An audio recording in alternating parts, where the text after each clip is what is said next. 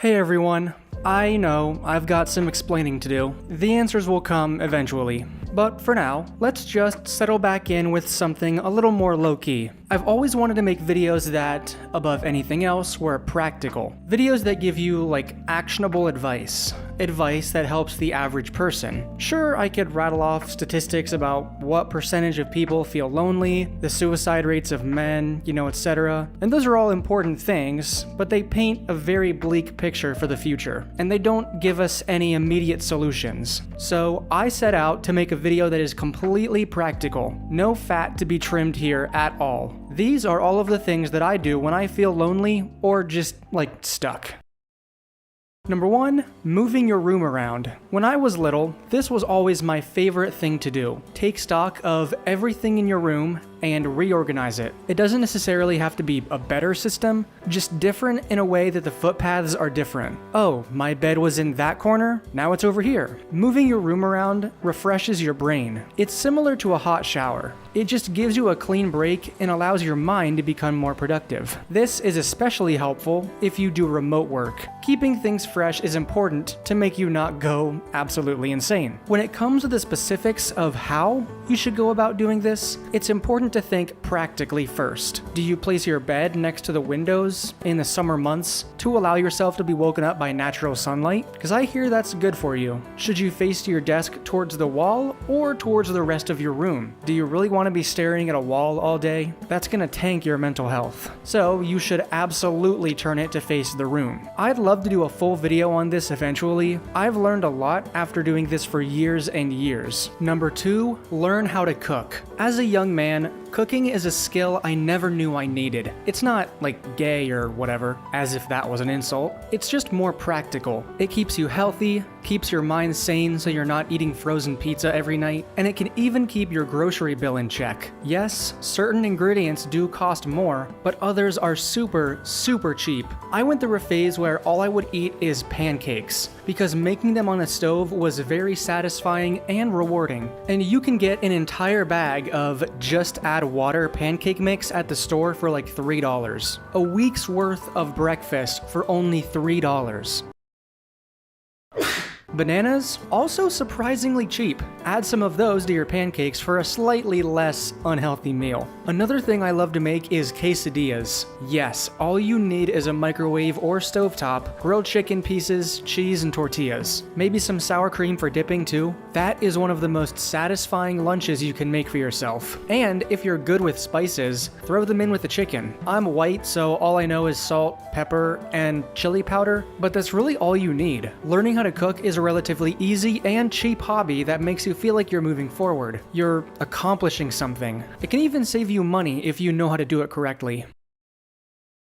Number 3, movie nights. This is a really good way to combat loneliness. It doesn't fix it at all, especially if it's just you and no one else, but setting aside time to make some popcorn and hot chocolate, and maybe watch a certain movie from your childhood is a really good vibe. Make a space that's entirely for winding down after a long day of retail work, which you're likely to be suffering through if you're an average viewer of this channel. Retail video coming soon, by the way. One thing you learn about being an adult is that happiness comes from small moments. You're not trying to eliminate your loneliness necessarily, but you have to minimize it. Putting aside some time for yourself to do something ultra comfortable is one of those ways to reward your efforts. And if you're not really into movies, that's fine. Find a YouTube series that you can binge watch. I have a few favorites that I go back to time and time again. Here's a 3-hour video about 9/11. Here's Markiplier's The Forest series. And there's that myhouse.wad video by Powerpack.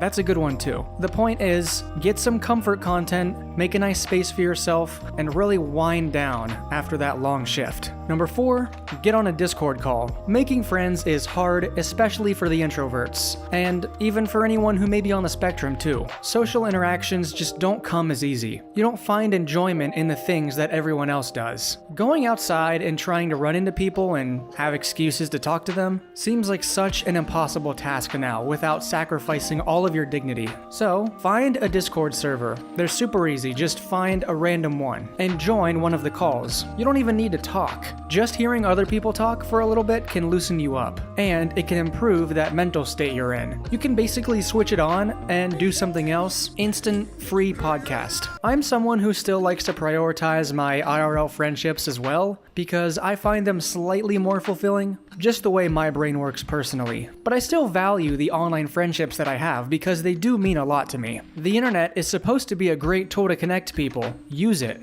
Not really a fan of voice calls? Well, maybe you want to do something else, like setting up a chill, no-pressure multiplayer game, golf with your friends, Uno, Gmod, all relatively cheap games on Steam with easy multiplayer functionality. Golf with your friends is a casual golf game you can play with a keyboard and mouse. Uno is one of the simplest card games, and the online version comes with fun new rule sets, like 7s and 0s swap hands. It's brutal, but it's really fun. And Gmod is... well, Gmod. Number 5, go for a drive. There's something so therapeutic about going on a drive. Maybe it's the music, maybe it's the lack of music, or maybe it's the control that you have in this moment. You feel in control of what's happening, and that's something that's hard to come by nowadays. One of my all-time favorite activities is talking to someone while driving a car. As an introvert, I'm bad at small talk, but really good at deep emotional thoughts. And something about being in a decently comfortable car with the heat kicked up is really conducive to those kinds of conversations. Although, I would only do this if you have a little extra money for gas. If it's nice outside, you could just go on a walk with someone. Even better, since there's a chance you'll meet someone new. Number 6, listen to movie trailers. This is something I've been doing for years, and I love it. Find an old movie and look up the trailer for that movie. The thing is, trailers are edited to be hopeful, exciting. Listening to these old compositions of the best parts of a movie, TV show, or video game can really pump you up like a good workout song would. It's to the point where I don't even listen to a lot of music anymore. I just have a lot of movie teasers and trailers on standby that I always queue up. Let me list off some of my favorites. The Creator has several good trailers. Loki Season 2, Atlantis The Lost Empire, Deadpool and Wolverine, Infinity War, The Rise of Skywalker D23 trailer is gas, and of course, Sonic 3. There are so many great movie trailers out there. When you're stuck in a rut and need something to really hype you up, throw one of these on. Actually, comment below if you're interested in that, because I'd love to make a playlist of my favorites and post it on the channel. It's a bit of an unconventional solution to combating loneliness, but I have found really good success with it. Number 7, write it out. This one sounds a little generic, but we can get more specific. Right now, most people are feeling financial strain more than anything. I found it helps to write out exactly why you're doing okay, actually, even if you aren't doing particularly well. Writing out that you actually are, and coming up with some bullshit reasons as to why you're doing okay, it kind of helps convince you that maybe you're not doing so bad. And there's a decent chance that when you do, you'll actually find out that you're really not doing that bad. Like most times when I've done this, there's been some saving of money that I forgot about, or some new skill that I learned that opens the door to new jobs. More than anything, this is just a good habit to get into. Something to pull you out of the worst moods and anxiety attacks. There's a lot of times where we feel absolutely hopeless, like we're falling behind everyone else, and we can't seem to move forward. It's difficult for us to step back and see the bigger picture, to see the person we've become. So, on top of the financial stuff, you can also take out a pen and paper, or even just the Notes app on your phone,